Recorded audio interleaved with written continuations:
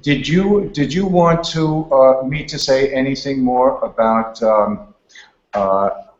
authorial intention, or have we basically covered that? Babaji? Yes. Do you mean for us to just be mindful of the fact that there is always an authorial intention? Or do you mean to be suggesting that that a predicate for oral tradition is that there has to be some kind of continuity in the transmission through time, even though there might be changes in emphasis and so on? Well, actually, you know, this is a very big discussion about authorial intention. I've been almost highlighting authorial intention, whereas some of the more modern thinkers in Europe, for example, Heidegger, Derrida, Gadamer, and so forth, they completely discount authorial intention at this point. Excuse me, can I ask something? Yes. Do you hear me? What actually means authorial intention? I don't really get it. Authorial intention is the actual intention of the author when he or she composes or creates a text. So in other words, we ask the question with Patanjali, is Patanjali's intention significant to us? And my interest is to explore that rather than to come to a specific conclusion. It is argued today that we can't possibly come anywhere close to understanding his authorial intention because of the difference in time, in history, the historical circumstances, the cultural circumstances, linguistic circumstances, social circumstances that were behind Patanjali's creation of Yoga Sutra. We just can't even come close to knowing that. However, the text, once it left his voice and went into the voices of others through the centuries, it acquired a life of its own.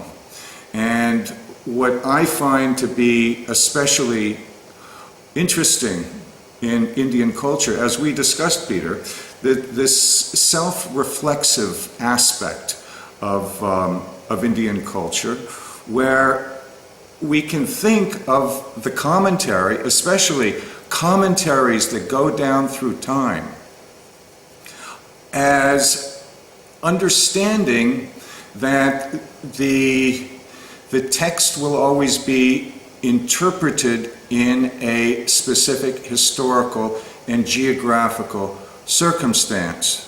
So the successive commentaries that go down through time, especially in a lineage or related lineages,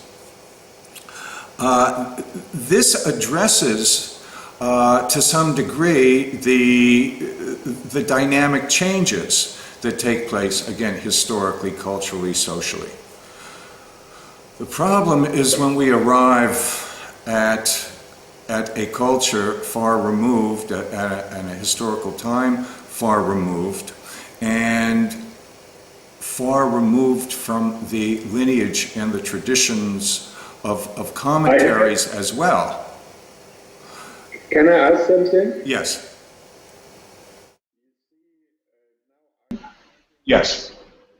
You see, now are you talking about the written text of Patanjali, or are you talking about the tradition of Patanjali, of people who understand or understood what he's doing? Because I think the book, Patanjali's Yoga Sutra, you go to a bookshop and you order it and you can read it, but that's not really what you're talking about. On the other hand, you see, how many choices do you have?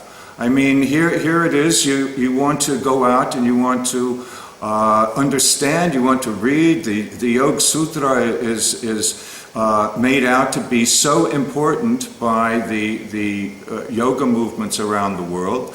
Patanjali is the poster boy of modern yoga. So we want to know something, and unfortunately, there's not many other ways unless one actually attempts to find the tradition, find the lineages, and try to obtain it, the knowledge in that way. Most people have to go to the book.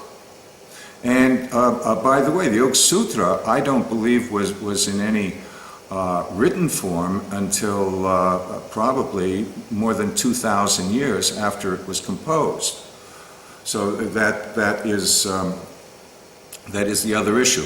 So my concern here is that we're not just looking at Patanjali, that in fact most of the things that we're looking at are going to have textual references, and we want to use them because this is what we're trained and accustomed to do.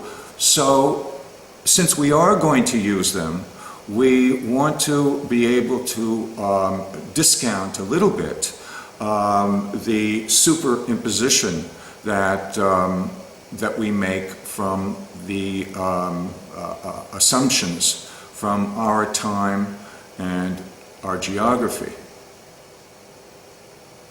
I was suggesting a candidate reading, which would be that the necessary basis of an oral tradition is that there is a continuity of meaning. Yeah, there's a continuity of meaning, but this is only really apparent to those in the tradition itself.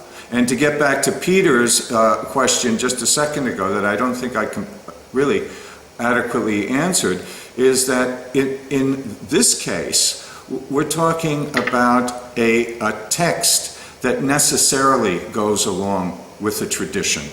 That the members of tradition and members of intellectual elites in India would insist that that any of the important texts are unknowable without their commentaries, and the commentaries are necessarily written by those either inside the tradition or at least connected with the tradition in some way. I mean, a commentary is different from literary criticism, which we can see today, where somebody might have their own idea about a text or analyze the text. Commentary is coming from within the tradition of the text.